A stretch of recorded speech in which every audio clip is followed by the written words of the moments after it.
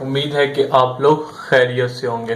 बेटा इस वीडियो के अंदर मैं एक क्वेश्चन जो है दोबारा रिवाइज करा रहा हूँ कि वो बेसिकली लास्ट वीडियो के अंदर मैंने आपको क्वेश्चन नंबर 3 और 4 करवाए हैं। बेटा वो थोड़े लंबे तरीके से थे, कुछ बच्चों को हो रही थी कंफ्यूजन। तो बच्चों फिर मेरे पास मैसेज आया तो स्टूडेंट्स के, तो फिर उन्होंने कहा सर आप थोड़ा इजी तरीका बता दें। तो फिर मैंने यही सोचा कि आपको इजी तरीका करवाना चाहिए, तो लिहाजा दोबारा से मैं, अगर आपने पिछली वीडियो देखी, अगर आपको वो क्वेश्चन समझ आ गए तो वेल डन है। अगर आप ये वीडियो देखें, अगर आपको ये तरीका आसान लगे तो इस तरीके से कर लें। दोनों के आंसर सेम ही आएंगे, लेकिन ये वाला तरीका उस तरीके से थोड़ा इजी है, तो आप ये क्वेश्चन भी इस तरीके से भी कर सकें। ठीक है, तो आइए सबसे पहले क्वेश्चन नंबर 3 पढ़ते हैं। इसमें क्या है, determine the point of the curve, यानी कि भाई एक कर्व है, ठीक है, उसको टेंजेंट टच करते जा रहा है, ये वाला एक्स और वाई की वैल्यू मालूम करके बतानी है। ठीक है, तो हम सॉल्यूशन लिखते हैं। सॉल्यूशन लिखा, सबसे पहले मुझे एक्स और वाई ये मालूम करना है, ठीक है, पॉइंट मालूम करना है, सीधी सी बात है।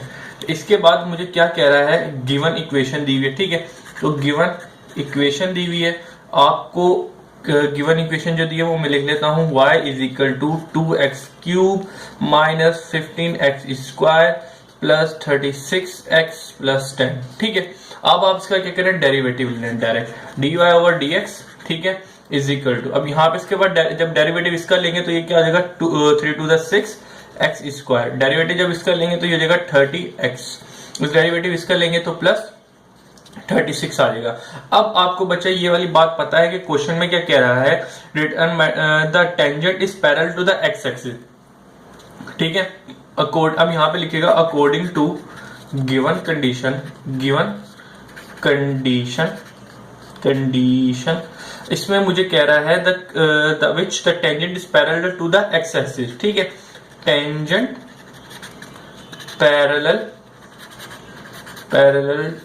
To x axis. ठीक है, ये एक्स एक्सिस के पैरेलल है, तो इसका मतलब क्या होगा, स्लोप ऑफ एक्स एक्सिस क्या होता है बेटा, सबसे पहले आपको ये पता होना चाहिए। तो स्लोप ऑफ एक्स एक्सिस होता है 0, ये आपको बात पता होनी चाहिए। तो लिहाजा dy ओवर dx जो है वो स्लोप ऑफ लाइन है, तो दोनों slope of tangent d over dx है, वो पैरेलल है एक्स एक्सिस, तो एक्स एक्सिस का स्लोप 0 है, तो लिहाजा dy ओवर dx, ठीक है, तो लिहाजा ये किसके बराबर हो जाएगी, 0 के बराबर होगा। आपको पता है dy ओवर dx क्या होता है, स्लोप होता है। ठीक है, अगर यहाँ पे x और y की वैल्यू अगर मुझे पॉइंट दिया होता, वही तो बेसिकली मुझे मालूम करना है, तो लिहाजा x और y यूं ही रहेगा, तो स्लोप dy ओवर dx बन जाएगा और वो 0 है। तो आप इस इक्वेशन के आगे यहाँ इसकी जगह, क्योंकि गिवन कंडीशन से मुझे पता चल गया dy ओवर dx 0 है, तो लिहाजा आप 0 लिख लें, और 6x square minus 30x plus 36 आ गया। ठीक है, अब जरा देखिएगा दोनों के अंदर कॉमन क्या है, 6 कॉमन है, तो 6 कॉमन निकाला तो मेरे पास यहाँ पे एक्स स्क्वायर बचा माइनस 5x प्लस 6। ठीक है, इनमें से कॉमन निकाला तो ये 0 रहा मेरे पास, ये 6 मल्टीप्लाई इधर जाके डिवाइड हो जाएगा, तो मेरे पास यहाँ पे x square minus 5 plus 6 is equal to 0 बच गया। ये मेरे पास क्वाड्रेटिक इक्वेशन आ गई। अब इसको मैं मिडिल टर्म ब्रेक तरीके से सोल्व करूंगा, तो 6 1 जा 6 हो जाएगा। ठीक है, अब इसको मैंने 2 से डिवाइड किया तो मेरे पास 3 आ गया, तो -3 और -2 5 के बराबर हो जाएगा, तो लिहाजा इस मिडिल टर्म को मैं इन दो नंबरों में ब्रेक कर दूंगा, तो x square minus 2x minus 3x, ठीक है, प्लस 6 इज इक्वल टू 0। तो जरा देखिएगा इसके अंदर क्या कॉमन है, इन दो के अंदर x कॉमन है, तो x कॉमन निकाला तो x माइनस 2 बचा, यहाँ पे -3 कॉमन है तो -3 लिख दिया, तो x माइनस 2 बच जाएगा, मेरे पास आ गया। ठीक है, क्योंकि माइनस कॉमन है तो अंदर की साइनें चेंज हो जाएगी, दो चीजें ये सेम है, तो इन दो ब्रैकेट को एक बार लिख दूंगा और जो बच्चा मेरे पास उनको एक बार लिख दूंगा, अलग करके लिख दूंगा। अब आइदर और की कंडीशन लगाऊंगा, तो आइदर और के अंदर क्या करता हूं मैं भाई, ये जो दो ब्रैकेट है उनको अलग अलग करके लिख देता हूँ। x माइनस 2 ये डायरेक्ट बन के आ जाएगा, और x इज इक्वल टू 3। ठीक है, ये मैंने डायरेक्ट कर दिया, आपको समझ आ रहा होगा। अलग अलग किया और फिर ये माइनस का तो उधर जाके प्लस का, ये माइनस का उधर जाके प्लस का। बेसिकली आपको बेटा x और y की वैल्यू मालूम करनी थी, तो x की वैल्यू तो आपके पास आ गई, y की वैल्यू मालूम करने के लिए जो गिवन हमें क्वेश्चन दिया हुआ था, इसको मैं इक्वेशन नंबर 1 कहूंगा। ठीक है, तो पुट इन इक्वेशन 1 जो आपने दी हुई थी, तो लिहाजा y इज इक्वल टू 2, अब ये पूरा क्वेश्चन लिखा जाएगा, तो लिख लें इसको पहले, 2x³ minus 15x square plus 36x plus 10। ठीक है, यहाँ पे भी ये चीज चलेगी और यहाँ पे भी बिल्कुल जब वहां पे करूंगा वहां पे कर लूंगा।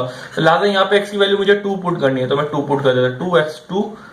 2x की पावर क्यूब माइनस 15x की पावर 2 प्लस 2 का स्क्वायर और 36 को मल्टीप्लाई कर 2 से और प्लस 10। ठीक है बेटा, अब आपको क्या करना है कि अब इसकी जरा इसको सिंप्लीफाई कीजिएगा तो आपके पास आंसर जो आ रहा, जब आपने इस इक्वेशन के अंदर x की पावर 2 डाली तो इसको पूरा सिंप्लीफाई करेंगे तो आपके पास आ जाएगा 38।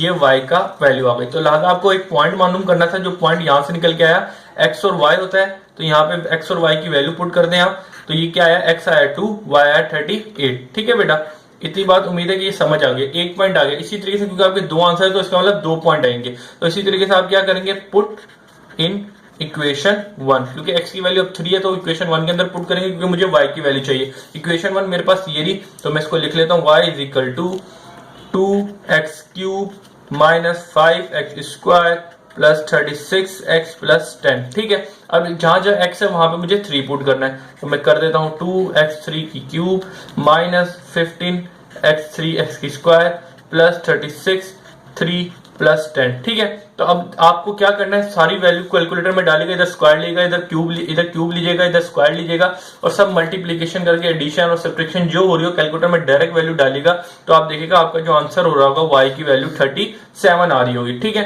तो इसी तरीके से आपका जो पॉइंट दूसरा पॉइंट निकला, पॉइंट बेसिकली x और y पे डिपेंड होते हैं, तो x की वैल्यू आपके पास 3 थी और y की वैल्यू 37 थी। तो बेसिकली आपकी जो रिक्वायर्ड आंसर था, रिक्वायर्ड आंसर जो है वो है ये 2 पॉइंट 2,38 और दूसरा जो है 3,37। उम्मीद है कि ये चीज भी आपकी समझ आ गई होगी। अब हम लोगों ने ये आपका आंसर हो गया।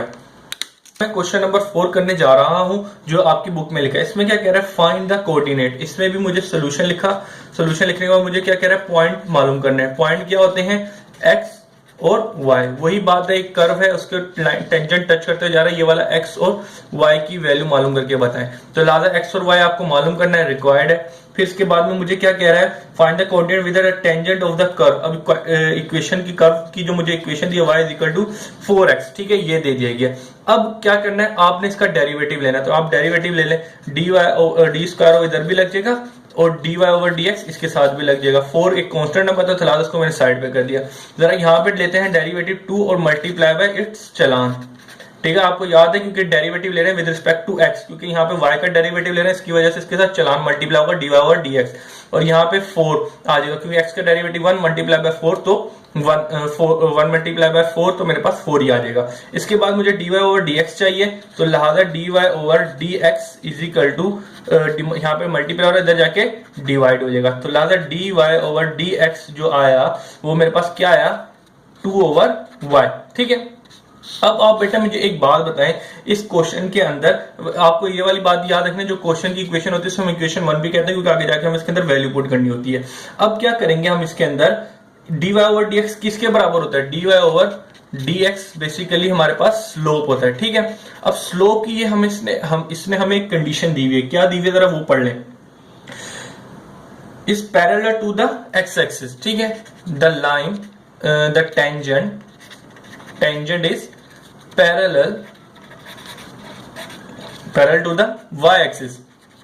ठीक है, तो आपको parallel using the property of parallel line condition, उसमें आपको पता है the slope of y axis क्या होता है, y एक्सिस स्लोप। उम्मीद है कि आपने चैप्टर नंबर 2 के अंदर बड़े भरपूर तरीके से पढ़ेगी। स्लोप ऑफ y एक्सिस क्या होता है, स्लोप ऑफ y एक्सिस होता है हमारे पास 1/0। ठीक है, तो लिहाजा आपका जो ये वाली लाइन है वो बराबर पैरेलल है स्लोप ऑफ एक्स के, तो दोनों के स्लोप क्या हो जाएंगे, सेम हो जाएंगे। तो मेरा dy ओवर dx जो है वो 1/0 के बराबर हो जाएगा। तो लिहाजा इस इधर हम 0 की जगह ये चीज, क्योंकि गिवन कंडीशन से हमने ये वैल्यू निकाली, dy और dx इसके बराबर है 1/0 के। किस तरीके से बराबर, उसने मुझे खुद कहा कि parallel to the slope of y axis. तो लिहाजा y एक्सिस 1/0 होता है, तो मैंने 1/0 लिख दिया और 2 ओवर 2x आ गया। ठीक है, 2 ओवर 2y आ गया। अब मैं क्रॉस मल्टीप्लाई करूंगा, y मल्टीप्लाई बाय y, तो y आ गया, 0 मल्टीप्लाई बाय 2 तो मेरे पास 0 आ गया। बेसिकली ये y की वैल्यू आ गई। अब मैं पुट करूंगा इसको इक्वेशन 1 के अंदर, तो इक्वेशन 1 के अंदर मैं वैल्यू पुट करता हूं, तो y की वैल्यू मेरे पास क्या है, 0, y की वैल्यू मेरे पास है जीरो, क्योंकि जीरो मल्टीप्लाई होगा 2 से तो मेरे पास जीरो आएगा। ठीक है, अब क्या करेंगे बेटा, यहाँ पे y की वैल्यू मैं इक्वेशन 1 में पुट करूंगा ताकि मैं x की वैल्यू निकाल लूं। तो 0 का square is equal to 4x multiply और इधर आके डिवाइड हो जाएगा। तो 0 से मैंने 4 को डिवाइड किया तो x की वैल्यू मेरे पास क्या आएगी, 0। तो ठीक है, x की वैल्यू भी आ गई, y की भी वैल्यू आ गई। तो आपको रिक्वायर्ड क्या था, रिक्वायर्ड था आपके पास पॉइंट। पॉइंट क्या होते हैं, पॉइंट बराबर होते हैं x और y के। तो x की वैल्यू क्या निकल गई, 0 और y की वैल्यू क्या निकल गई, 0। तो डेट योर आंसर। उम्मीद है कि बेटा आपको ये समझ आ गया होगा। ये आसान तरीका था बानिस्बत जो मैंने पिछले वीडियो डाली थी। ये आपके ऊपर डिपेंड है, आपको जोन सा क्वेश्चन आसान लगे, मेथड आसान लगे क्वेश्चन का, वो आप करें और अपना पेपर दें।